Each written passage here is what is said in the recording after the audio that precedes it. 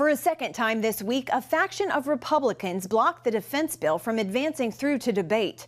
While this measure is considered one of the most conservative in history, House GOP leadership has struggled to find the votes to advance it.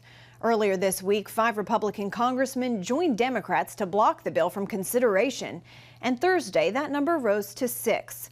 The opposition infuriating their peers, who are also veterans.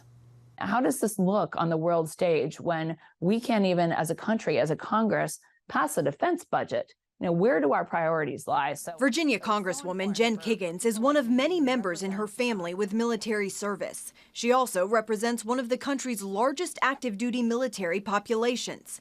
Kiggins tells CBN News the people in her district are concerned by what they're seeing on the Hill. They are my friends. They are my neighbors. They're already struggling with some of the economic challenges. We've got inflation that's still record breaking. They're still having trouble not only paying regular bills, but if you wanted to buy a new home or a new car, we're seeing interest rates that are higher than ever. Our military lives on fixed incomes. My veterans live on fixed incomes. The major issue centers around the debt ceiling deal struck in late May between House Speaker Kevin McCarthy and President Biden.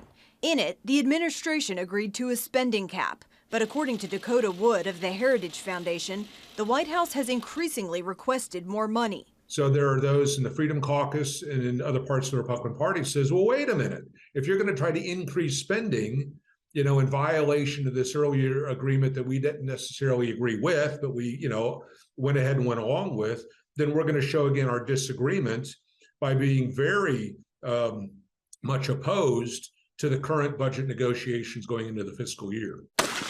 While Kiggins agrees government spending is out of control, she does not believe the military and national security should be used as leverage. I understand those frustrations of wanting to cut the top line number down to fiscal year 22 levels and perhaps even lower. But military and defense spending is not the place to be cutting right now, especially with what's going on in the world. As McCarthy struggles to unite House Republicans, Senate Democrats warn the House spending bill will be dead on arrival, making a government shutdown an even greater possibility. Caitlin Burke, CBN News, Washington.